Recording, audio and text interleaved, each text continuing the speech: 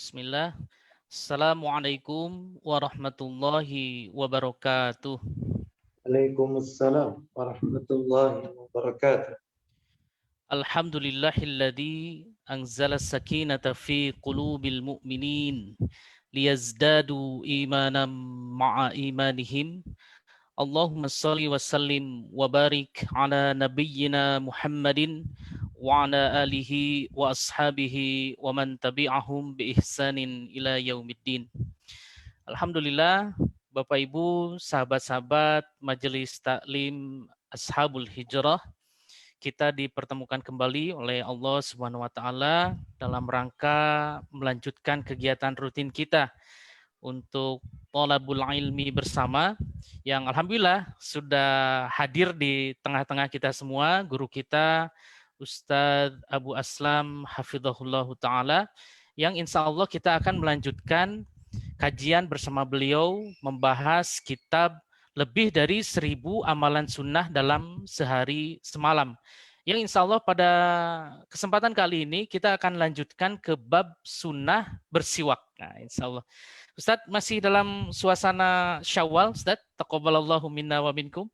Taqabbal ya karim. Alaina wa alaikum. Baik, untuk mempersingkat waktu, tafadhol Ustadz, kita bisa mulai. Nah. Bismillah. Assalamualaikum warahmatullahi wabarakatuh. Waalaikumsalam warahmatullahi wabarakatuh. Innal hamdalillah nahmaduhu wa nasta'inuhu wa nastaghfiruh wa na'udzu billahi min shururi anfusina wa sayyiati a'malina. Man yahdihillahu fala mudilla lahu wa man yudlil fala hadiya lahu. Wa asyhadu an la ilaha illallah wahdahu la syarika lahu wa asyhadu anna Muhammadan abduhu wa rasuluh. Ya ayyuhalladzina amanu taqullaha haqqa tuqatih wa la tamutunna illa wa antum muslimun. Amma ba'du. Fa inna asdaqal hadisi kitabullah wa khairal hadi hadi Muhammadin sallallahu alaihi wasallam wa syarral umuri muhdatsatuha wa kullu muhdatsatin bid'ah wa kullu bid'atin dhalalah wa kullu dhalalatin finnar. Ikhwan wa akhwati fillah, bapak-bapak, ibu-ibu, kaum muslimin dan muslimah, jamaah Majelis Taklim Ashabul Hijrah yang semoga dimuliakan oleh Allah Subhanahu wa taala. Tidak ada kata yang patut kita ucapkan di malam hari ini melainkan rasa syukur kita kepada Allah Tabaraka wa taala atas segala karunia nikmat yang telah Allah berikan kepada kita, yang tentunya kita tidak akan pernah mampu, tidak akan pernah bisa menghitung-hitung nikmat tersebut. Allah Subhanahu wa taala menegaskan dalam salah satu firman-Nya di surat yang ke-16, surat An-Nahl ayat yang ke-18, wa in ta'uddu nikmatallahi la tuksuha. Dan jika kalian menghitung-hitung nikmat Allah, maka tentu kalian tidak akan pernah mampu, tidak akan pernah bisa untuk menghitung-hitung nikmat tersebut. Salah satu di antara sekian banyak kenikmatan-kenikmatan yang Allah berikan kepada kita, yang kita rasakan pada malam hari ini adalah nikmat dipertemukannya kita untuk thalabul ilmi, menuntut ilmu bersama Majelis Taklim Ashabul Hijrah. Semoga hadirnya kita dalam kajian daring, dalam jaringan ini, mudah-mudahan yaitu tercatat di sisi Allah sebagai pemberat timbangan amal kita di yaumil hisab. Dan semoga ilmu yang kita pelajari pada malam hari ini Allah turunkan keberkahan di dalamnya. Dan tentunya kita juga bersyukur kepada Allah Subhanahu wa taala bahwa tanpa terasa malam hari ini kita sudah memasuki tanggal 17 Syawal 1442 Hijriah. Itu artinya bulan Ramadan bulan yang penuh dengan barakah, bulan yang penuh dengan rahmat, bulan yang penuh dengan ampunan, bulan yang di dalamnya pembebasan api neraka, bulan di mana pintu-pintu surga dibuka, pintu-pintu neraka ditutup, syaitan-syaitan dibelenggu. Bulan itu telah berpulang meninggalkan kita semua. Semoga bulan Ramadan yang telah kita lewati tersebut kelak di hari kiamat menjadi saksi di hadapan Allah atas amal-amal saleh yang kita lakukan di dalam bulan tersebut. Kita juga berdoa kepada Allah, semoga seluruh amalan-amalan ketaatan yang kita lakukan pada bulan Ramadan kemarin menjadi penyebab diampuninya semua dosa yang pernah kita lakukan. Allah Subhanahu wa taala menegaskan di dalam ayatnya, dalam sebuah penggalan ayat di surat Hud, surat yang ke-11, ayat yang ke-114, Allah berfirman, "Innal hasanati yudhibanas sayyi'at." Sesungguhnya kebaikan-kebaikan itu dapat menghapus dosa, kesalahan yang pernah kita lakukan. Oleh karena itu, kaum muslimin dan muslimah, kita berdoa kepada Allah. Semoga Ramadan kemarin bukanlah Ramadan yang terakhir bagi kita. Tetapi Allah Subhanahu wa taala masih memberikan kesempatan kepada kita untuk menikmati Lailatul Qadar di masa-masa yang akan datang.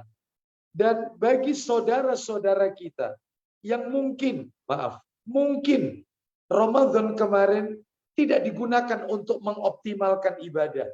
Justru hari-hari di bulan Ramadan kemarin, ia habiskan untuk melakukan perbuatan yang sia-sia.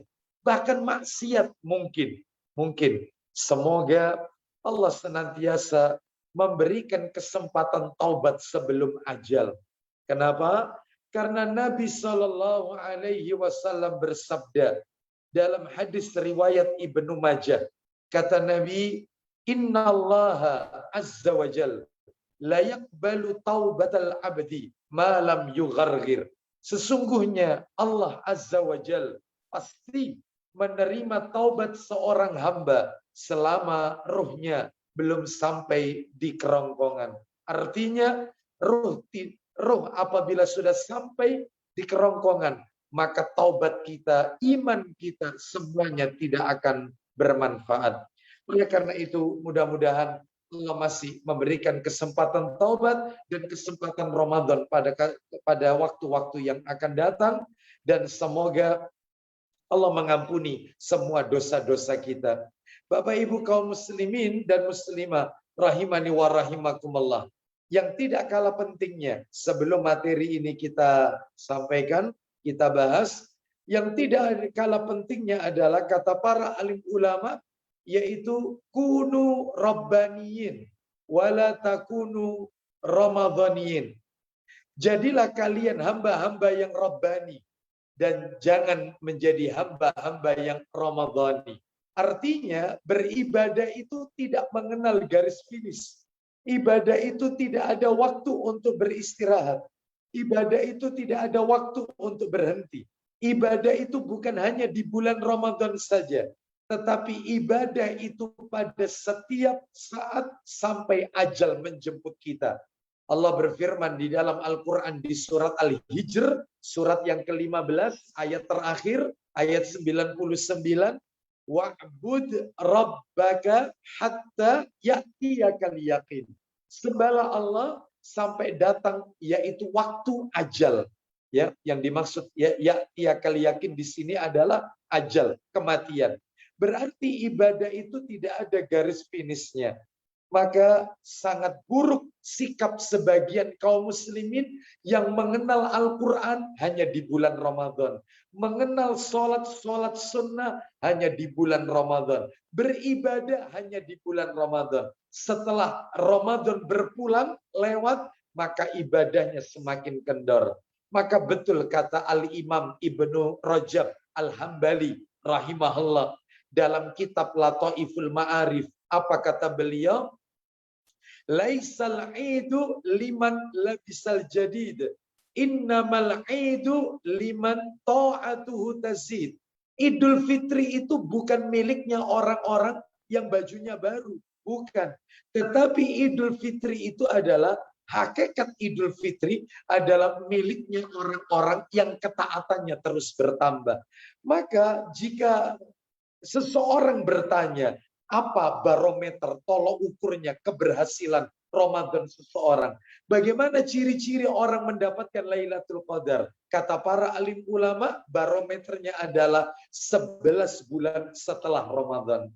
Jika 11 bulan setelah Ramadan, akidahnya, ibadahnya, akhlaknya, muamalahnya semakin meningkat dan semakin lebih baik daripada Ramadan. Bahkan sebelum Ramadan, maka dialah orang yang layak menyandang Idul Fitri. Orang-orang yang berlayak menyandang predikat la'allakum tattaqun. Adapun jika setelah Ramadan ibadahnya semakin kendor, malah justru akidahnya akidah yang bercampur dengan khurafat, kesirikan, dan yang lainnya, atau juga yaitu akhlaknya dengan istri, dengan orang tua, dengan karib kerabat, famili, ya, atau dengan tetangga, ya, dengan teman sejawat, semakin luntur dan lentur, maka berarti bukanlah ciri orang yang berhasil Ramadannya. Oleh karena itu mudah-mudahan Allah Subhanahu wa taala menjadikan kita semua orang-orang yang la'allakum tattaqun, dan Ramadan kemarin kita mendapatkan Lailatul Qadar. Bapak Ibu kaum muslimin dan muslimah Majelis Taklim Ashabul Hijrah rahimani wa rahimakumullah, malam hari ini sebagaimana yang tadi telah disampaikan oleh Ustadz kita, Ustadz Muhammad Ramdhani, bahwasanya kita melanjutkan kajian kita, yaitu kitab, ya, yang berjudul Aktsaru min Alfi Sunnatin fil Yaumi wal Lailah, yaitu kitab yang sudah diterjemahkan ke dalam bahasa Indonesia dengan terjemahan bebas, lebih dari 1000 amalan sunnah dalam sehari semalam. Dan malam hari ini kita masuk sunnah yang nomor 4. Ya, kita telah menuntaskan 3 sunnah. Ya, 3 sunnah. Malam hari ini sunnah yang keempat, yaitu sunnah dalam bersiwak. Sunnah dalam bersiwak. Bapak Ibu sekalian, rahimani wa rahimakumullah. Sebelum materi ini kami tuang pada layar share screen, ya, sebelum kita melangkah lebih jauh, saya akan membacakan sebuah hadis Nabi, ya, sebagai kata pengantar atau muqaddimah terkait dengan materi kita. Hadis yang diriwayatkan oleh Imam Bukhari. Saya akan bacakan saja. Hadis Bukhari, hadis yang ke 478, ya. Atau juga kita bisa dapatkan di dalam riwayat Muslim, dalam kitab Sahih Muslim, hadis yang ke 198. Saya bacakan hadisnya. An Abi Hurairah radhiyallahu an qala qala Rasulullah sallallahu alaihi wasallam. Dari sahabat Abu Hurairah, semoga Allah meridhoinya, dia berkata, Rasulullah sallallahu alaihi wasallam telah bersabda. Kita dengarkan baik-baik hadisnya. Laula an asyqa ala ummati aw ala nasi la amartuhum bisiwaki ma'a kulli salatin. Kata Nabi, jikalau tidak memberatkan bagi umatku atau bagi seluruh manusia, sebab Nabi mengatakan ala ummati au ala nas, ya, andai kata tidak memberatkan bagi umatku atau seluruh manusia, bukan hanya umatku tapi seluruh manusia, andai kata tidak memberatkan, niscaya aku suruh mereka untuk bersiwak setiap kali ketika akan mengerjakan sholat. Bayangkan, begitu penekanan Nabi terkait masalah siwak ini. Andai kata tidak memberatkan umatku, niscaya mereka aku perintahkan setiap kali akan sholat untuk bersiwak. Nabi tidak mengatakan sholat fardu. Semua sholat, ya fardu ya sunnah. Ini menunjukkan kepada kita bahwasanya bersiwak ini adalah sunnah Nabi yang sekalipun tidak wajib, tetapi sunnah yang sangat ditekankan. Ya, baik, sampai-sampai mohon maaf ini harus kami sampaikan, Nabi mau wafat saja, beliau akan wafat saja, masih meminta kepada Aisyah, yaitu siwak. Karena Nabi bersiwak lebih dahulu, ketika menjelang ajalnya. Bayangkan. Ini menunjukkan bukti kepada kita bahwasanya siwak ini adalah sunnah yang tidak bisa diremehkan. Jadi kalau ada sebagian kaum muslimin, maaf ini, maaf beribu maaf, harus kami sampaikan. Realita yang pahit yang harus kita hadapi. Ternyata ada di luar sana yang sebagian kaum muslimin yang mulai mengolok-olok sunnah Nabi yang satu ini. Apa kata mereka? Sebagian kaum muslimin ada yang mengatakan orang yang bersiwak adalah mereka kembali ke zaman onta, kata mereka. Apaan itu siwak? Kenapa kita bersiwak? Bukankah itu adalah sesuatu yang menjijikkan? Ya, bukankah cukup dengan gosok gigi, yaitu dengan pasta gigi maksudnya? Kenapa harus bersiwak? Ini zaman sudah modern. Mereka sudah mulai mencibir, mengolok-olok, bahkan yaitu meninggalkan sunnah Nabi yang satu ini. Makanya tidak heran kalau Nabi itu 14 abad yang silam, beliau berkata, Bada'al Islamu ghariban, wa sayaudu kama bada'al ghariban. Islam ini datang awalnya asing dan akan kembali menjadi asing. Ya, fatuba lil ghuraba, maka berbahagialah kiranya mereka yang terasing. Artinya apa? Orang-orang yang menghidupkan sunnah Rasul di tengah manusia, banyak yang meninggalkan sunnah Rasul, kata Nabi, fatuba, berbahagialah mereka, orang yang terasing. Makanya, ayo kita menghidup-hidupkan sunnah Nabi. Sehingga tepat kalau di Majelis Taklim Ashabul Hijrah ini, kajian setiap Jumat yang pekan terakhir, ya pekan yang keempat, pembahasannya adalah sunnah-sunnah Nabi.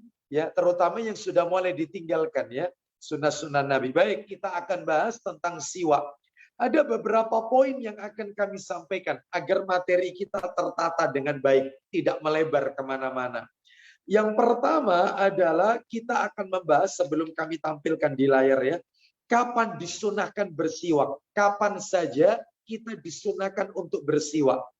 Bagi Bapak Ibu yang catatannya nanti tertinggal ya atau mungkin dirasa terlalu cepat saya menyajikan materi ini, jangan khawatir, insya Allah materi ini akan kami share ya ke Ustadz Muhammad Ramdhani melalui bentuk PDF nanti ya, yang lengkap beserta dalilnya nanti ya. Tentunya berbeda dengan yang akan kami tampilkan di layar karena tanpa kami sertakan dalil nanti. Itu yang pertama, kapan disunahkan bersiwak. Ini yang pertama. Yang kedua, etika bersiwak, tata cara kaifiyah bersiwak. Ternyata ada aturan mainnya Bapak Ibu, cara bersiwak itu. Ya, ini yang kedua. Yang ketiga, Bapak Ibu sekalian, rahimani wa rahimakumullah, keistimewaan siwak, keutamaan fadilah. Ya, ini penting kami sampaikan agar kita terpacu ya, termotivasi untuk yaitu bersiwak. Apa sih istimewanya siwak? Ini yang ketiga. Yang keempat yaitu definisi siwak. Definisi siwak. Apa sih siwak itu? Apakah harus pakai kayu arak? Ya. Apa tidak boleh kayu yang lain yang memiliki ciri yang sama seperti siwak? Apa harus dengan kayu arak? Apa harus belinya di toko-toko perlengkapan haji dan umrah misalnya? Apa harus? Akan nanti kita akan bahas pendapat di antara para ulama. Ya, baik kita lanjutkan. Yang terakhir, Bapak Ibu sekalian, yaitu sebagai penutup. Ya, sebagai penutup. Berarti yang keberapa ini ya? Ini yang kelima berarti ya. Yang kelima penutup adalah dua hal yang harus diketahui sebelum menggunakan siwak. Apa yang harus kita ketahui sebelum kita bersiwak? Dua hal. Nah, nanti kita akan bahas. Baik, Bapak Ibu sekalian, saya akan tampilkan di layar, yaitu materinya.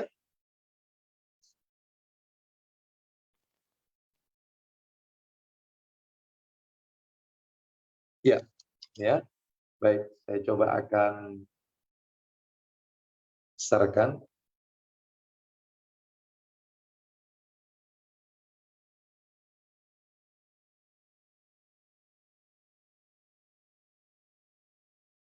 Iya, ini Bapak Ibu sekalian, sunnah dalam bersiwak.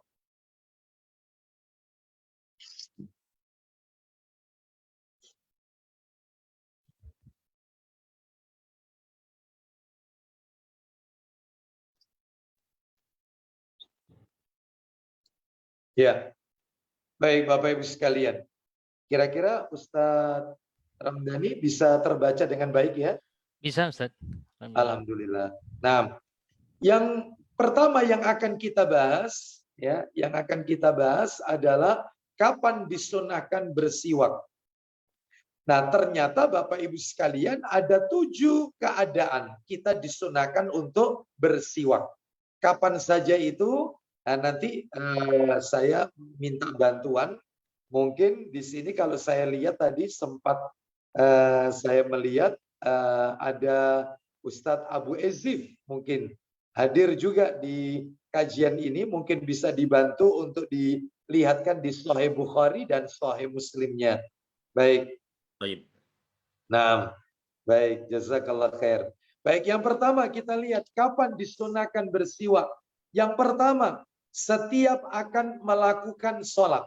Setiap kali kita akan mengerjakan sholat, sholat wajib maupun sholat sunnah, bersiwak lebih dahulu.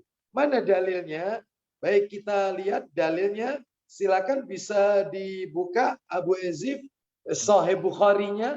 Nomornya 478. Bukhari nomor 478. Setelah itu jangan ditutup karena nomornya berdekatan. Kita dengarkan dari sahabat Abu Hurairah radhiyallahu an. Silakan. Diberitakan oleh Abu Hurairah radhiyallahu an bahwa Rasulullah SAW bersabda, Silakan jikalau Abu Ezif. ya, Silakan. jikalau tidak memberati bagi umatku atau bagi manusia umumnya, niscaya kusuruh mereka menyikat gigi setiap kali akan sholat. Bersiwak setiap kali akan sholat. Baik, jadi yang dimaksud di sini adalah la amartuhum bisiwaki. Maksudnya menggosok gigi di situ adalah bersiwak setiap kali akan sholat. Ini yang pertama. Jadi mau sholat bersiwak. Tuh. Kalau tidak memberatkan bagi umatku. Nah ini artinya tidak wajib memang. Tetapi ditekankan. Yang kedua, setiap bangun dari tidur. Jadi bangun dari tidur itu bersiwak. Mana dalilnya? Silakan bisa dibuka, yaitu dalilnya di dalam hadis, riwayatnya adalah riwayat Muslim. Muslim nomornya 200. Dalam Sahih Muslim nomor 200. Nanti nomornya berdekatan. Kita dengarkan ya. Di mana disebutkan di dalam hadis riwayat Muslim, saya bacakan dulu hadisnya, yaitu an Hudzaifah radhiyallahu an qala kana Rasulullah sallallahu alaihi wasallam idza qama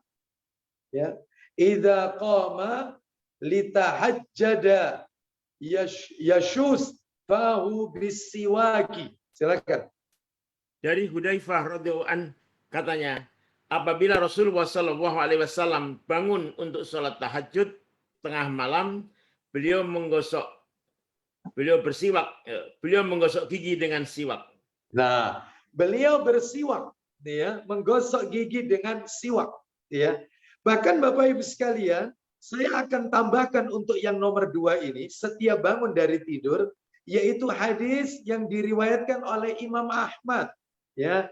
Dalam kitab Sahih Jami'us Shaghir. Mungkin Abu Ezif ada jilid 2. Ya. Mohon maaf. Ada di jilid 3. Sahih Jami'us Shaghir. Sahih Jami'us Shaghir. Nomornya 4872. 4872. Saya akan bacakan hadis dari Ibnu Umar radhiyallahu anhuma. Menarik hadis ini. Ya, perhatikan. Apa kata Ibnu Umar radhiyallahu anhuma? Kana la yanamu illa wassiwaku inda ra'sihi. fa idastaiqadha bada'a bisiwaki. Silakan Abu Yazid. Berapa, Ustaz? Nomor 4872, jilid 3, Sahih Jami'us Shaghir. Dari Ibnu Umar radhiyallahu anhuma. Silakan. Beliau tidak pernah tidur kecuali siwak berada di sisi kepalanya. Terus Jika bangun dari tidur, beliau memulainya dengan bersiwak. bayangkan Bapak Ibu sekalian yang tadi kita dengarkan. Saya ulang ya, perhatikan. Beliau tidak tidur. Nabi Sallallahu Alaihi Wasallam tidak tidur kecuali siwak berada di sisi kepalanya. Masya Allah. Ternyata kemana-mana beliau itu yaitu membawa siwak. Sampai mau tidur itu aja di samping beliau tidur itu ada siwak. Jika beliau bangun dari tidur, hal pertama yang beliau lakukan adalah beliau memulainya dengan bersiwak. Oh, ini menunjukkan kepada kita bahwasanya Nabi apabila bangun dari tidur bersiwak. Ya, baik kita lanjutkan. Sekarang yang ketiga, kapan disunahkan bersiwak? Setiap kali akan membaca Al-Quran. Oh ini, kalau mau baca Al-Quran, upayakan yaitu kita menggosok gigi, maksudnya dengan siwak. Ya, Ustadz apa nggak bisa tergantikan dengan pasta gigi? Nanti kita bahas ya. Nanti kita akan bahas Bapak Ibu sekalian. Ya, jadi yang lebih ditekankan adalah bersiwak. Sekalipun setelah bersiwak kita mau menggunakan pasta gigi nggak apa-apa. Ya, tapi jangan kemudian yaitu siwak ditinggalkan diganti dengan pasta gigi. Maka ini tentunya menyelisihi sunnah. Baik, kita ikuti sunnah Nabi ini karena manfaatnya besar sekali bersiwak ini dengan kayu siwak. Ya, kita lihat setiap akan membaca Al-Quran. Di sini sudah saya tulis, Bapak Ibu, footnote catatan kakinya di layar itu. Catatan kaki yang nomor 2 itu ya. Kita lihat ke bawah ya, catatan kaki nomor 2 kita lihat. Nah ini, hadis riwayat Al-Baihaqi dalam kitab Sahih Jami'us Shaghir jilid 1 ini. Nomornya 720. 720 dari sahabat Jabir bin Abdullah radhiyallahu an. Saya bacakan. Ya, dari sahabat Jabir ibni Abdullah radhiyallahu an.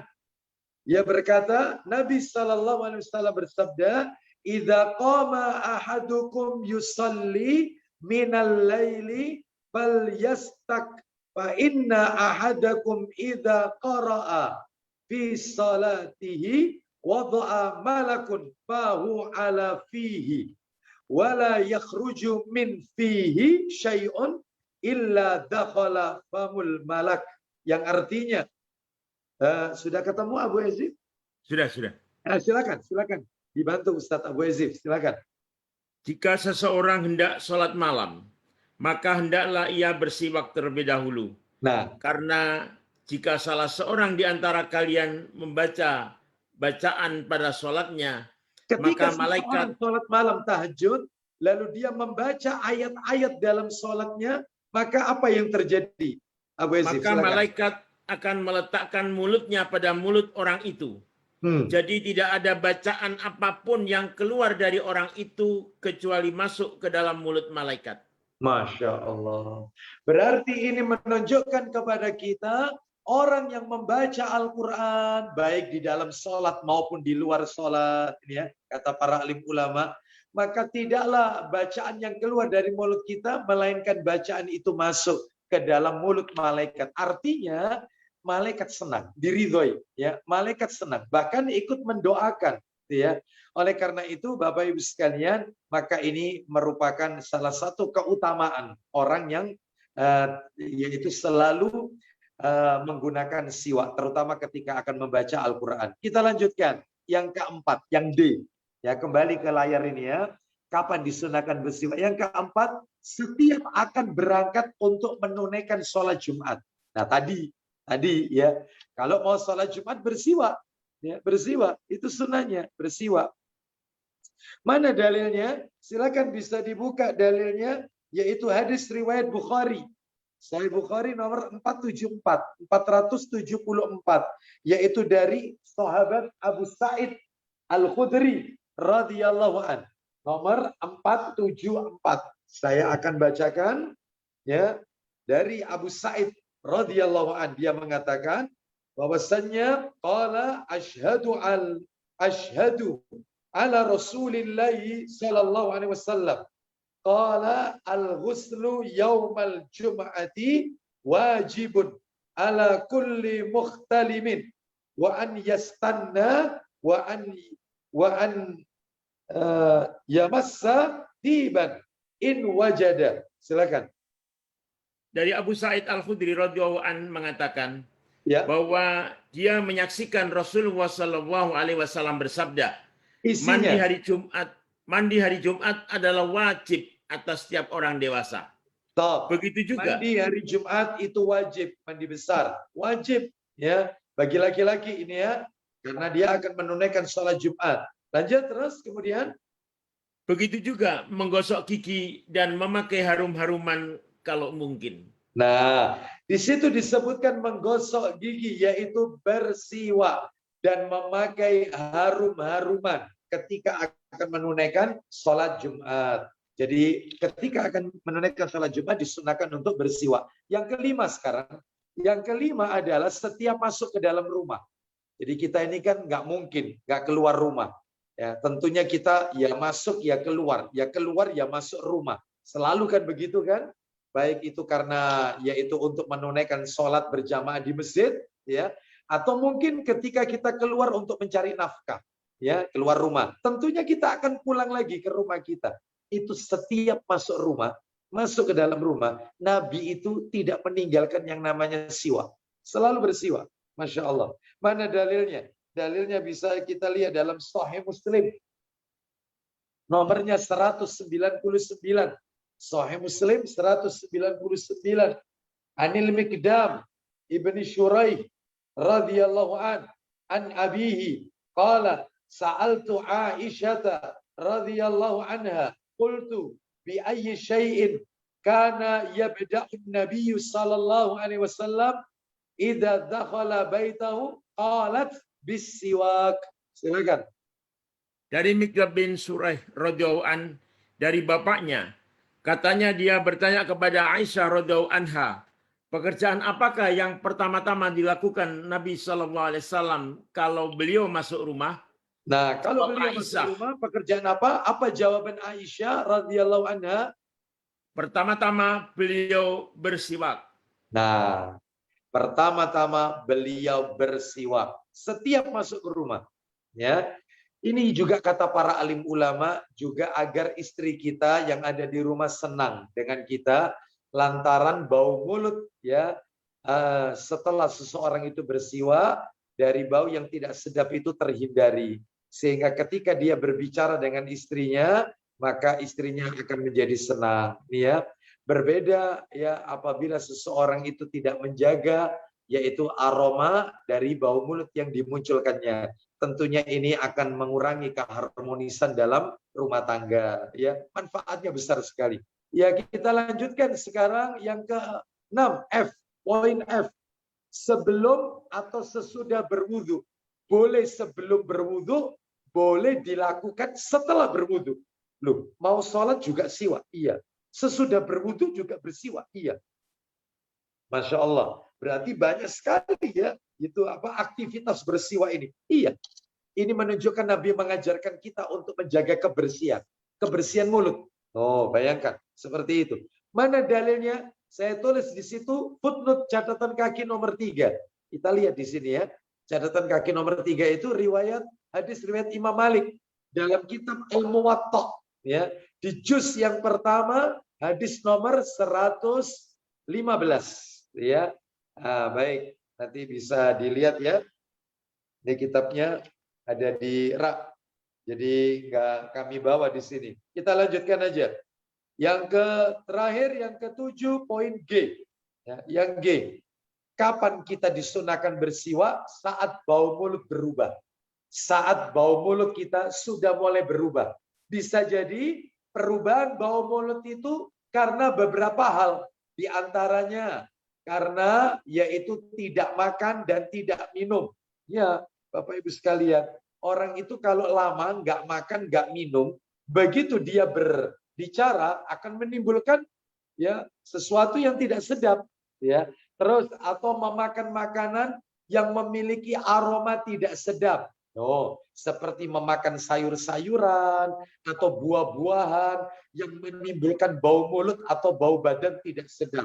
Ya, kalau makanan misalnya sayur-sayuran ya, seperti jengkol gitu ya, itu kan menimbulkan bau mulut tidak sedap. Seperti rebung gitu ya, itu. Atau kalau buah-buahan itu durian gitu ya, itu nangka, banyaklah beberapa. Maka yaitu upayakan kita menggosok gigi yaitu dengan siwak. Contoh lagi, kenapa kok terjadi perubahan bau mulut?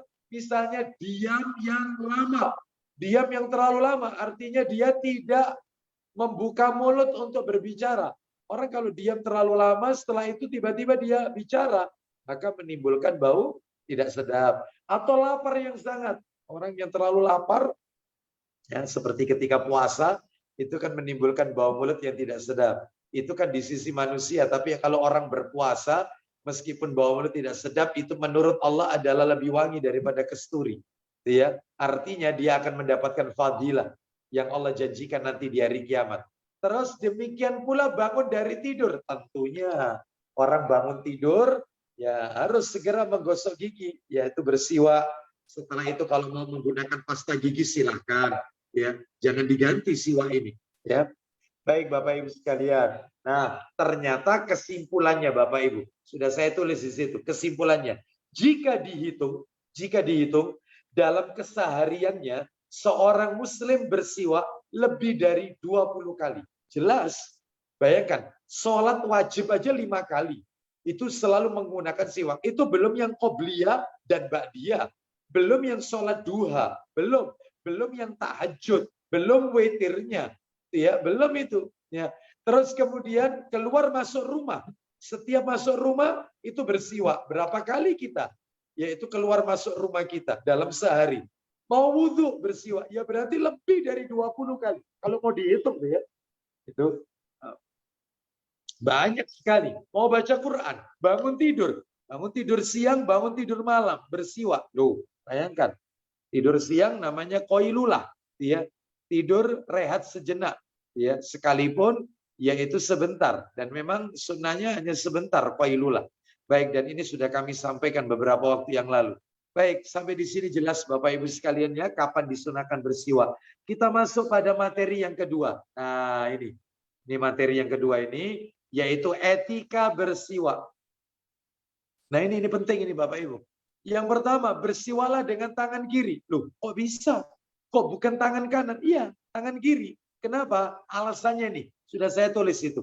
Alasannya karena bersiwak termasuk salah satu perbuatan untuk menghilangkan kotoran. Sebagaimana ketika kita mengeluarkan ingus di hidung. Itu fatwa ulama. Jadi kalau pakai siwak itu dengan tangan kiri. Dan dimulainya dari gigi sebelah kanan. Nah, ke kanan, tangannya tangan kiri, tapi dimulainya itu sebelah kanan gigi. Nah, seperti itu. Karena tujuannya adalah untuk membersihkan, menghilangkan bau mulut yang tidak sedap, ya, atau menghilangkan kotoran, ya. Maka tujuannya itu maka pakai tangan kiri. Kita lanjutkan. Ini disebutkan oleh para ulama, Bapak Ibu sekalian. Ya. Di mana dalilnya? Ayo dalilnya kita lihat. Dalilnya silakan dibuka Abu Ezib untuk yang nomor 1 ini Sahih Muslim nomor 213. Sahih Muslim 213. Silakan ya dibaca. Dari Aisyah radhiyallahu anha katanya, Rasulullah SAW lebih suka mendahulukan yang kanan dalam segala keadaan perbuatan. Nah, seperti Nabi ya. Seperti ya, memakai terompah. Ulang lagi. Nah, Nabi dari Aisyah radhiyallahu anha katanya, Rasulullah SAW lebih suka mendahulukan yang kanan dalam segala keadaan atau perbuatan. Nabi suka mendahulukan yang kanan dalam segala perbuatan atau semua keadaan. Apa saja itu yang dimulai dari kanan? Silakan. Memakai terompah. Memakai sandal kaki kanan. Terus bersisir. Terus dimulai rambut sebelah kanan. Lanjut. Berwudu. Berwudu. Kalau kita membasuh tangan dan kaki itu kan dimulai dari sebelah kanan. Lanjutkan. Mandi. Mandi, terutama mandi besar. Ya, mandi besar kan dimulai dari sebelah kanan. Atau juga memandikan mayit, memandikan jenazah. Kan air itu kita mulai dari arah sebelah kanan. Kanan tubuhnya mayit. Nah, seperti itu. Itu disunahkan sebelah kanan. Lanjut. Kecuali membersihkan kemaluan muka dan belakang. Kecuali membersihkan bagian depan dan belakang kita. Ya, dengan tangan kiri itu. Silakan. Masuk WC. Masuk jamban, ya, masuk toilet itu kaki kiri, keluarnya baru kaki kanan. Lanjutkan. Keluar dari masjid. Keluar dari masjid, berarti masuk masjid kaki kanan. Keluar masjid kaki kiri. Lanjut. Menyapu ingus di hidung. Menyapu ingus di hidung. Loh, ini kan kotoran kan? Menyapu ingus di hidung. Ya, termasuk ketika wudhu dengan tangan kanan, lalu itu namanya istinsyar, lalu istinsharnya dengan tangan kiri karena mengeluarkan. Nah, termasuk membersihkan ingus di hidung, termasuk yaitu menghilangkan kotoran kering yang ada di hidung. Apa itu namanya itu? Ya, kotoran kering di hidung itu apa itu namanya itu ya? Bahasa Inggrisnya ophel itu ya. Nah, itu ya. Nah, itu tangan kiri, nggak boleh dengan tangan kanan, tapi dengan tangan kiri. Lanjut, apa itu? Membuka baju. Membuka baju tangan kiri. Lanjut. Celana. Membuka sepatu. celana dimulai kaki kiri. Terakhir. Dan sepatu dan sebagainya. Dan sepatu dan sebagainya. Semuanya disunahkan. Lanjut. Semua disunahkan mendahulukan yang kiri. Baik. Itu yang pertama. Makanya menggosok gigi siwak ini dengan tangan kiri. Saya mau bertanya ini kepada Majelis Taklim Azhabul Hijrah. Selama ini kalau kita gosok gigi dengan pasta gigi, pakai tangan kanan atau tangan kiri? Ya, tangan kanan atau tangan kiri? Rata-rata dengan rata-rata dengan tangan kanan ya. Maka seyogianya yaitu dengan tangan kiri. Ya, kalau tidak terbiasa ya dibiasakan, ya. Baik, kita lanjutkan. Sekarang yang nomor 2, etika bersiwak. Mulailah dari arah kanan gigi. Memulai sesuatu dimulai dari kanan. Ya, cuman memegang kayu siwaknya tangan kiri. Ya, baik. Mana dalilnya? Dalilnya yaitu tadi sudah dibaca oleh Ustadz Abu Ezif, yaitu Sahih Muslim nomor 213. Kita lanjutkan yang nomor 3. Lakukan dengan gerakan horizontal terlebih dahulu, baru kemudian vertikal. Ya, horizontal baru vertikal. Berarti kalau horizontal menyamping dulu, menyamping ke kanan, menyamping. Setelah itu atas bawah, vertikal. Itu saja tata caranya. Kenapa? Karena hadis riwayat Imam Muslim rahimahullah nomor 200 yang tadi sudah dibaca Abu Ezif tadi, terdapat kata-kata yashuz. Yashuz. Itu kata Imam An-Nawawi rahimahullah di dalam kitab Syarah Sahih Muslim, yang dimaksud dengan yashuz adalah menggosok gigi dengan gerakan horizontal. Bukan vertikal. Jadi tolong kalau gosok gigi, meskipun pakai pasta gigi, itu jangan atas bawah dulu, tapi menyamping dulu. Nah, itu namanya gerakan horizontal. Itu sunahnya demikian. Termasuk juga yaitu memakai siwak. Lalu kemudian yang berikutnya, yang keempat, terakhir, etika bersiwak, sunnah memberikan siwak kepada orang yang lebih tua, ya, orang yang lebih tua lebih dahulu, yang tua lebih dahulu. Jadi kalau kita memegang siwak, ternyata misalnya di depan kita itu ada 2 orang, ya, maka dua-duanya tidak membawa siwak, maka kita bisa patahkan siwak kita tadi, ya, kan bisa dipatah itu kayu itu, dipatahkan. Maka yang mana lebih dahulu kita berikan kepada orang yang lebih tua lebih dahulu. Mana dalilnya? Ditulis dalilnya Abu Dawud. Silakan dibantu Ustadz Muhammad Ramdhani. Tadi katanya ada Abu Dawudnya. Abu Dawud jilid 1 nomor 50, Ustadz Ramdhani. Nomor 50, Ustadz. Dari Ya. Aisyah radhiyallahu anha, Ya. bahwasanya Rasulullah Shallallahu Alaihi Wasallam pernah bersikat gigi Nah, terus. dan di dekatnya ada 2 orang laki-laki. Ya. Salah seorang di antaranya lebih tua dari temannya. Lanjut. Maka Allah Ta'ala mewahyukan kepada beliau tentang keutamaan bersikat gigi. Dan siapakah yang lebih berhak dahulu diberi? Yaitu kabir. Artinya, berikanlah sikat gigi itu kepada yang lebih tua di antara keduanya. Nah, berikan yang lebih tua dulu sikat gigi itu, ya. Baik, jadi ini etikanya begitu Bapak Ibu sekalian, ya. Sekarang kita akan masuk materi yang nomor 3, keistimewaan siwak. Apa sih keistimewaannya siwak itu? Ternyata Bapak Ibu sekalian, siwak ini memiliki keistimewaan. Di antara keistimewaan yang bisa kami sebutkan, yaitu yang pertama, di sini kami tulis pelakunya diridhoi oleh Allah Subhanahu wa taala. Pelakunya diridhoi oleh Allah Subhanahu wa taala.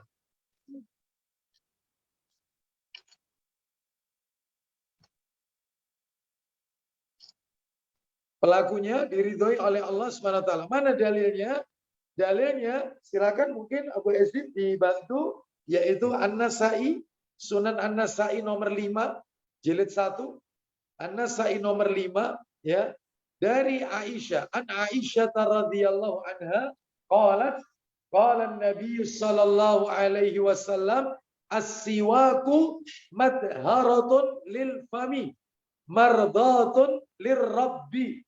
Nah, silakan.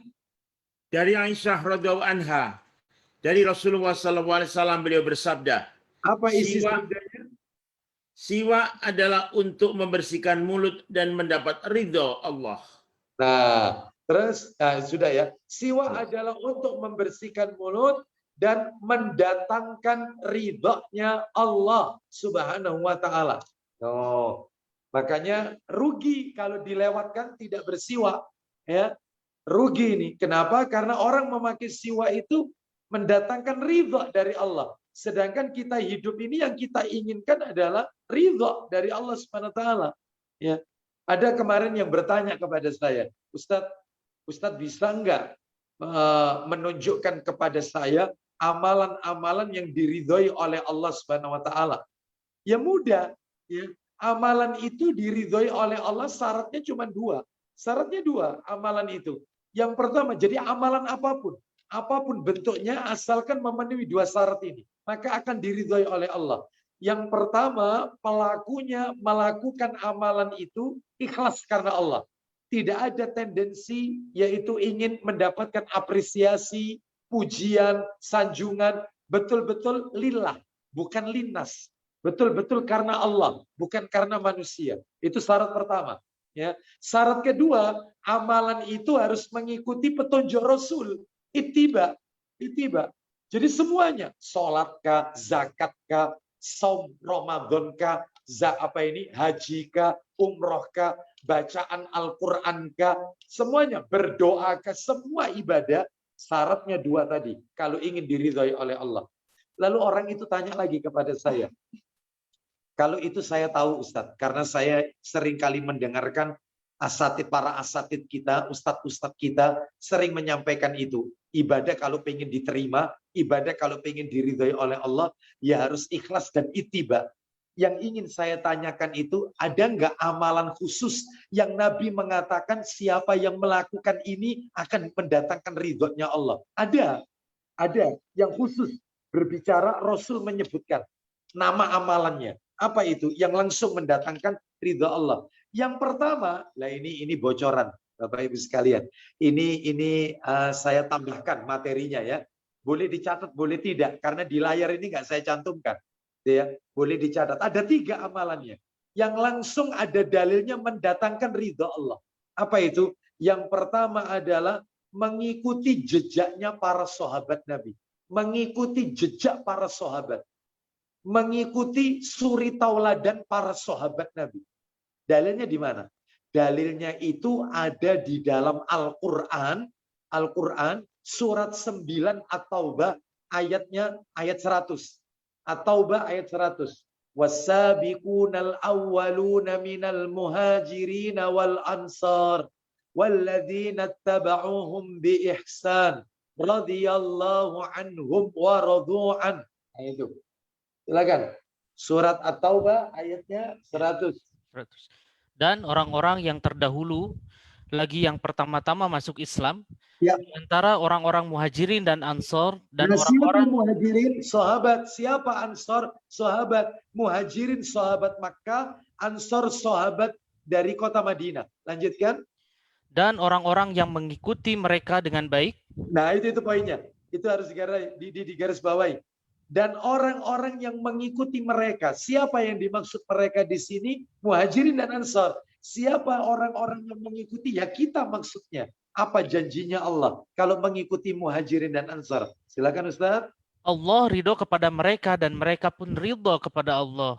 Selain itu Ustaz, lanjutkan. Allah menyediakan bagi mereka surga-surga yang mengalir di bawahnya sungai-sungai. Ya, dan mereka kekal di dalamnya. Mereka kekal di dalamnya selama-lamanya. Itulah kemenangan yang agung. Baik. Jadi ini menunjukkan pelakunya mendapatkan ridha. Terus kemudian amalan apa lagi? Kan saya janjikan ada 3 tadi. Yang pertama amalannya mengikuti jejak para sahabat. Yang kedua amalannya adalah birrul walidain. Berbakti kepada kedua orang tua. Dalilnya di mana? Dalilnya ada di dalam kitab Adabul Mufrad. Hadis riwayat Bukhari dalam kitab Adabul Mufrad. Kalau tidak salah nomor hadisnya nomor 2. Kalau nggak salah itu. Begini budinya. Ridallah fi ridal walid wa sukhtullah fi sukhtil walid. Ridhonya Allah bergantung ridhonya orang tua. Murka Allah bergantung murka orang tua. Nah, berarti kalau ingin mendapatkan ridho Allah ya bakti sama orang tua. Ya. Ini yang nomor 2. Nomor 3, bersiwa. Ya ini yang kita bahas ini. Amalan yang mendatangkan ridho Allah. Bersiwa. Jelas sekali ada dalilnya itu. Tadi sudah dibaca oleh Ustadz Abu Ezim dalam An-Nasai nomor 5 tadi ya. Sekarang kita lanjutkan keistimewaan siwa yang nomor 2. Bisa dibawa kemana-mana. Ya, siwa itu bisa dibawa kemana-mana. Ya, itu. Jadi mudah, bahkan dimasukkan ke saku bisa. Ya, ini istimewanya. Ya. Terus yang ketiga, lah kalau ini semuanya fatwa ulama ini. Nomor 3, bisa digunakan di setiap tempat. Baik di masjid bisa, di kantor bisa, dan lain sebagainya. Sementara kalau pasta gigi, ya pasta gigi atau odol ya, tidak mungkin bisa seperti siwa karena butuh air. Orang kalau pakai pasta gigi butuh air dan butuh tempat. Itu nggak mungkin dilakukan di dalam masjid, nggak mungkin, pastilah. Yaitu kita cari tempat ya. Toilet atau dan seterusnya seperti itu. Adapun kalau siwa, kita duduk di masjid bisa kok pakai siwa seperti itu. Di kantor itu sambil bersiwa, nggak butuh ke toilet, nggak harus. Nah ini istimewanya siwa ini. Makanya nggak bisa dirubah, nggak bisa dirubah. Yang keempat, terakhir keistimewaan siwa adalah bermanfaat untuk kesehatan. Nih, saya cantumkan catatan kaki nomor 5. Lihat ini. Bapak Ibu tolong dimiliki buku ini. Sudah saya cantumkan itu di catatan kaki nomor 5. Buku judulnya Metode Pengobatan Nabi. Penulisnya Ibnu Qayyim Al-Jauziyah. Yaitu Tibbun Nabawi. Oleh Al-Imam Ibnu Qayyim Al-Jauziyah rahimahullah. Halamannya 392. Apa kata beliau? Nih, keistimewaannya siwa. Saya bacakan aja ya. Di situ saya cantumkan. Membersihkan gigi. Memperkuat akar gigi. Melemaskan lidah, mencegah gigi keropos, mengharumkan mulut, menjernihkan otak karena ada cairannya itu. Ya, kayu itu ada cairannya. Menambah nafsu makan, menghilangkan dahak, menjernihkan suara, mempertajam pandangan mata, menyehatkan lambung, mengusir kantuk dan lain-lain. Oh, banyak manfaatnya siwa itu. Ya. Seperti itu. Oleh karena itu, dan yang lebih menunjukkan, nah ini nih, saya tulis di situ. Ini yang bikin kita merinding ini. Dan yang lebih menunjukkan akan besarnya perhatian beliau, Sallallahu Alaihi Wasallam, Nabi kita ya, dengan siwa adalah bahwasannya di akhir hayat beliau, beliau sallallahu alaihi wasallam masih menyempatkan diri untuk bersiwak. Tuh, mana dalilnya? Dalilnya Bapak Ibu sekalian, ya itu bisa kita lihat dalam Abu Ezif, tolong dibuka Sahih Bukhari-nya, nomornya 1574. 1574. Dibantu Abu Ezif. 1574. Silakan.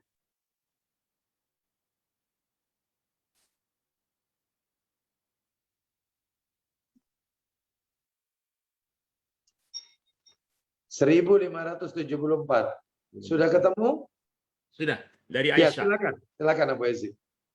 Dari Aisyah radhiyallahu anha katanya, di antara nikmat Allah kepada saya, Rasulullah SAW wafat di rumah saya. Terus. Di hari giliran saya, Terus. antara dada dan leher saya bersandar kepadanya. Nah, ya. Jadi Nabi meninggal di rumah Aisyah. Lalu Nabi ketika wafat bersandar antara dagu dan pundaknya Aisyah. Jadi ini katanya Aisyah, ini adalah keistimewaan yang Allah berikan kepadaku. Ya, lanjut teruskan. Dan Tuhan mencampurkan air liur saya dengan air liur beliau karena sugi waktu beliau akan wafat. Nah, sugi maksudnya bersiwak, bersugi, bersiwak. Lanjutkan, lanjut. Abdurrahman datang ke rumah saya. Ya. Di tangannya ada sugi, siwak. Sedang Ya. Rasulullah SAW bersandar kepada saya. Ya. Saya lihat beliau memandang kepadanya. Saya ketahui bahwa beliau ingin bersiwak. Terus. Saya tanyakan, akan saya pakaikan siwak itu untuk Tuan? Ya. Lalu beliau isyaratkan dengan kepala beliau mengatakan setuju. Nah, setuju. Lalu saya berikan kepada beliau dan terasa keras oleh beliau. Ya. Lalu saya berkata, akan saya lunakkankah untuk Tuan? Ya. Beliau isyaratkan dengan kepala tanda setuju. Ya. Lalu saya lunakkan dengan gigi. Dan di hadapan beliau ada bejana kecil atau bejana besar yang berisi air. Terus. Lalu beliau masukkan kedua tangan beliau ke dalam air itu dan beliau sapukan ke muka beliau sambil bersabda. Apa kata Nabi? Tiada Tuhan selain Allah. Sesungguhnya bagi kematian itu ada sakaratul maut. La ilaha illallah. Terus? Lalu beliau mengangkat tangannya sambil mengucapkan, Teman yang maha tinggi. Lalu beliau wafat dan rebahlah tangan beliau. Masya Allah. Ya, ini cerita yaitu kondisi di mana Nabi Sallallahu Alaihi Wasallam akan wafat. Beliau masih menyempatkan diri untuk bersiwak. Berarti betapa besar perhatian beliau terkait dengan siwak ini. Ya, adapun umat zaman sekarang kok malah mengolok-olok. Ya, nggak boleh. Kalau Anda masih belum mampu untuk bersiwak, ya, belum terbiasa, jangan mengolok-olok sunnah Nabi. Ya, baik. Ini ya, kita lanjutkan, Bapak Ibu sekalian, rahimani wa rahimakumullah. Yaitu yang berikutnya. Ya, yang berikutnya sekarang, yaitu definisi siwak. Materi yang keempat ini. Definisi siwak. Nah, ini sudah saya tulis semua ya. Kita tinggal baca saja di sini. Siwak adalah ya, kita lihat nama untuk dahan atau akar pohon yang digunakan untuk bersiwak. Oleh karena itu ya. Mana ini? Nah, oleh karena itu semua dahan atau akar pohon apa saja boleh kita gunakan untuk bersiwak jika memenuhi persyaratan. Nah, catatan kakinya nomor 6 di sini. Saya tulis, yaitu dalam kitab Syarhul Mumti yang ditulis oleh Syekh Muhammad bin Shalih Al-Utsaimin rahimahullah. Kita lihat, lanjutkan lagi ya. Semua dahan bisa digunakan siwak ternyata. Kita lihat, syaratnya ada 3. 1 harus lembut. Syaratnya batang pohon itu harus lembut. Sehingga batang atau akar kayu yang keras tidak boleh digunakan untuk bersiwak karena dapat merusak gusi dan gigi. Jadi harus lembut. Yang kedua, berserat dan bisa membersihkan serta bersifat basah. Jangan kering. Jadi kayu apapun boleh Bapak Ibu. Bisa digunakan siwak sebenarnya. Tidak harus beli ke toko perlengkapan haji umroh atau mencari, atau kalau umroh kita cari yaitu untuk kayu siwak kan itu kan dijual. Itu sebenarnya kayu apapun bisa. Ya, asalkan memenuhi 3 syarat ini. Yang ketiga, syaratnya tersebut tidak berjatuhan ketika digunakan untuk bersiwak sehingga bisa mengotori mulut. Nah, jika syarat di atas tidak terpenuhi, tuh, apabila nggak terpenuhi nih 3 syarat, maka diperbolehkan bersiwak dengan menggunakan sikat gigi biasa. Hal ini dikarenakan sebab disyariatkannya atau ilah sebab disyariatkannya siwak adalah untuk membersihkan gigi. Bahkan Nabi pernah bersiwak dengan jarinya ketika wudhu. Jadi Nabi tidak menemukan kayu siwak, Nabi pernah pakai jarinya bersiwak, pakai jarinya. Gimana? Seperti itu. Jadi ini menunjukkan nggak apa-apa, ya. Tapi upayakan kalau bisa kita memiliki kayu siwak. Bersiwak dengan menggunakan akar atau batang pohon jauh. Nah ini poinnya. Jauh lebih mengikuti sunnah karena memiliki fadilah dan keutamaan yang sangat banyak dan bisa digunakan setiap saat serta bisa digunakan ya serta bisa dibawa kemana-mana. Namun anehnya banyak kaum muslimin yang merasa tidak senang jika melihat orang yang bersiwak dengan akar atau batang pohon. Mereka memandang orang yang bersiwak dengan pandangan sinis, bahkan memberikan olok-olokan yang tidak layak seperti jorok dan lain-lain. Ini nggak boleh. Terakhir penutup ini. 2 hal yang harus diketahui sebelum menggunakan siwak. Ya, apa itu? 1, para ahli merekomendasikan siwak. Ya, bahkan WHO di sini sudah saya tulisin. WHO, bayangkan ini, merekomendasikan siwak untuk menyikat gigi. Catatan kakinya nomor 8. Kita lihat WHO tahun 1984. Nah, ini ya. Saya nukil ini dari beberapa artikel ya. WHO menyetujui direkomendasikan siwak itu. Yang kedua, bagian yang harus dibersihkan. Bagian gigi yang harus dibersihkan meliputi permukaan depan, sela antar gigi, sela-sela gigi, permukaan dalam, ya, permukaan untuk mengunyah, ya, gusi, lidah, dan langit-langit mulut juga sebaiknya disikat karena dapat menjadi sarang bakteri. Nah, seperti itu. Jadi di langit-langitnya boleh pakai siwak. Wallahu a'lam wa bishawab. Ya, inilah materi tentang siwak. Tanpa terasa kita sudah yaitu berbicara selama 1 jam. Ya, kita sudah berada pada pukul 9 ya, lebih sedikit. Mudah-mudahan materi ini ada manfaat yang bisa kita ambil ya. Dan mudah-mudahan Allah Subhanahu wa taala menjadikan ilmu yang kita dapatkan yaitu diberikan keberkahan oleh Allah Subhanahu wa taala. Ya. Demikian sebelum kita tutup dengan kafaratul majelis, kita kembalikan kepada hostnya Ustadz Muhammad Ramdhani. Wassallallahu ala nabiyyina wa ala alihi washabihi wasallam. Silakan Ustadz. Alhamdulillah, jazakallahu khairan Ustadz.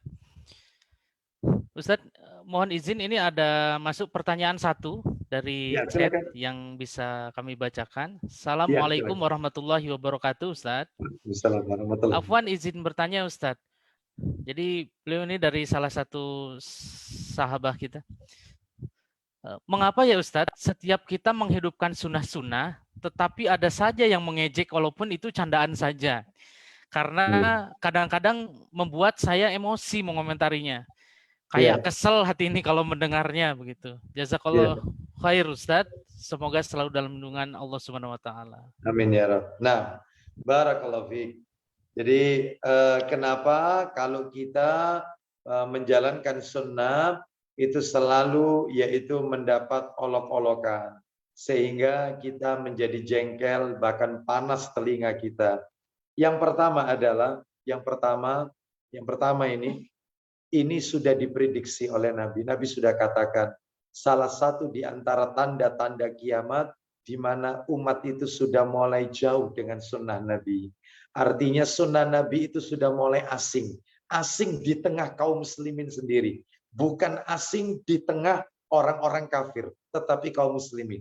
Ini sudah merupakan bagian daripada berita gaib yang Nabi sampaikan tentang tanda-tanda di akhir zaman. Ini yang pertama. Yang kedua, kenapa kok mereka mengolok-olok? Padahal itu kan sunnah Nabi. Karena jauhnya mereka dengan ilmu. Mereka tidak mau menuntut ilmu. Mereka tidak mau memperdalam ilmu agama. Mereka jauh dari ilmu. Nah, sehingga karena mereka jauh dari ilmu, maka agama itu terasa asing baginya. Apapun yang mereka dapatkan itu asing. Kenapa? Karena nggak mau belajar. Gitu. Nah, bagaimana sikap kita? Saya merasa senang dengan penanya tadi. Ada muncul emosi dalam hatinya, tapi mohon dalam hal ini hanya sebatas untuk diri saja, tidak diluapkan. Berarti dengan kita merasa terusik hati kita, maka itu berarti ada tanda iman dalam hati kita. Adapun sikap kita kepada mereka yang mengolok-olok, doakan. Yang pertama, iqamatul hujjah, sampaikan hujjah dengan cara yang ma'ruf, dengan cara yang baik, sampaikan. Tidak ya akhi, tidak seperti itu. Ini adalah sunnah Nabi, dalilnya ada. Kok ternyata mereka masih mengolok-olok? Nggak usah marah. Doakan mereka dapat hidayah. Gitu ya. Sebab apa? Hidayah itu ada dua. Ada yang namanya hidayah, hidayatul irsyad wal bayan. Yang kedua, hidayatul taufik. Hidayatul irsyad wal bayan itu adalah hidayah yang bisa kita sampaikan. Termasuk saya sekarang menyampaikan kajian, ini namanya hidayah penjelas. Menunjukkan, ini dalilnya, ini kitabnya, ini dasarnya. Itu yang penting disampaikan.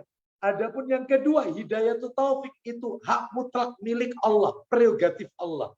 Allah yang bisa membolak-balik hati manusia. Kita hanya menyampaikan, yang membolak-balik hati manusia hanyalah Allah. Makanya betul kata Nabi dalam hadis Bukhari.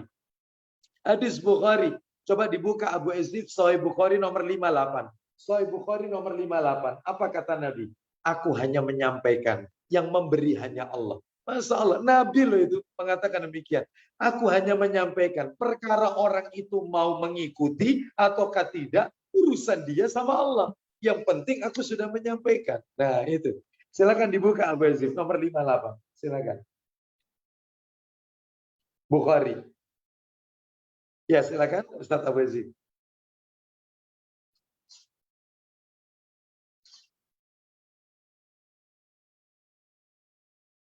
Ya, silakan. Ketemu ya. Bukhari nomor 58. Ya. Sahih Bukhari. Rupanya di mute. Oh iya. Ya, silakan Abu Yazid. Ya. Dari Humaid bin Abdurrahman radhiyallahu anhu mengatakan bahwa ia mendengar Muawiyah berkhutbah, katanya, dia mendengar Rasulullah SAW bersabda, isinya, barang siapa dikehendaki Allah akan beroleh kebaikan, diberinya pengertian dalam hal agama. Man yuridillahu bihi khairan yufaqihu fiddin. Lanjutkan kata Nabi berikutnya. Saya hanya membagi-bagikan. Ulang lagi saya hanya membagi-bagikan. Terus. Sedang yang memberi ialah Allah. Coba baca catatan kakinya, maksudnya kalimat itu apa? Nabi hanya membagi-bagikan, menyiarkan, menyampaikan ilmu, sedang yang memasukkan ilmu itu ke dalam hati manusia adalah Allah. Nah, yang penting sudah disampaikan. Ya, lanjutkan. Berikutnya Abu Yazid, ini yang penting, kata-kata terakhir beliau sallallahu alaihi wasallam. Silakan. Selama umat Islam berdiri teguh di atas agama Allah, terus tidak satu pun penantang-penantang mereka yang sanggup membinasakan mereka sampai kiamat datang.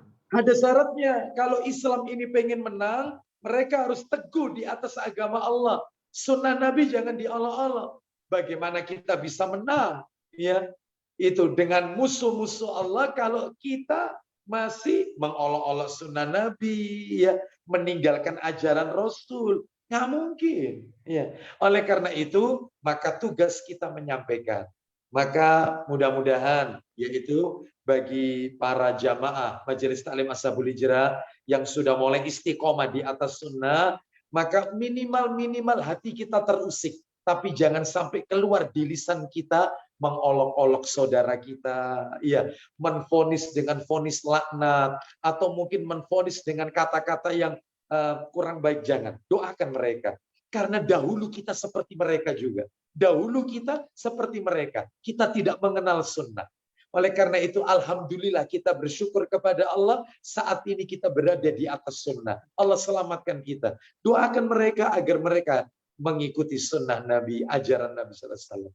Mungkin itu nasihat saya. Terima kasih. Mohon maaf. Ya. Silakan. Baik, Ustaz. Jazakallahu khairan. Wajazakallah. Nampaknya pertanyaan yang masuk hanya satu, Ustaz. Jadi Ya. yang pertanyaan berikutnya, bagaimana untuk mendapatkan file materi. Jadi insya Allah nanti Ustaz akan kirimkan ke kami dan kami akan share di grup. Seperti itu. Nah, untuk masuk ke grup silakan Bapak Ibu bisa melihat di Facebook Ashabul Hijrah. Nah, di sana nanti kami tampilkan juga link untuk masuk ke grup WA tersebut. Insya Allah kami akan sampaikan materi di grup WhatsApp tersebut. Dan mohon maaf sebelumnya, grup WhatsApp ini kami buat pasif, jadi tidak bisa berinteraksi, sehingga difungsikan hanya untuk menginformasikan jadwal kajian saja dan pengiriman materi, begitu. Mohon maaf. Insya Allah demikian jawabannya. Dan kami backup juga di Google Drive, insya Allah. Karena kalau di WhatsApp, cenderung lebih cepat hilangnya di file tersebut. Jadi kami backup juga di Google Drive, linknya kami bagikan di grup, silakan. Yang akan mendapatkannya ada di grup WhatsApp. Begitu Ustadz, rasanya sudah cukup dari kawan-kawan semua, sudah cukup malam juga. Silakan Ustadz, mohon untuk ditutup kajian kita Ustadz sekaligus. Nah, sebelum kita tutup kajian kita dengan kafaratul majelis, yang pertama saya sampaikan baru saja kami kirimkan ke Ustadz Muhammad Ramdhani dan Ustadz Abu Ezif, yaitu file materi secara lengkap malam hari ini melalui bentuk PDF. Baru saja kami kirimkan. Dan yang kedua, sebelum kami tutup, kami sampaikan taqabbalallahu minna wa minkum. Semoga Allah menerima seluruh amal ibadah kita pada bulan Ramadan kemarin dan mudah-mudahan kita dipertemukan kembali oleh Allah pada Ramadan di masa-masa yang akan datang. Kita tutup sallallahu ala nabiyyina wa ala alihi washabihi wasallam. Subhanakallahumma wa bihamdika asyhadu an la ilaha illa anta astaghfiruka wa atubu ilaik wa akhiru da'wana alhamdulillahi rabbil alamin. Assalamualaikum warahmatullahi wabarakatuh.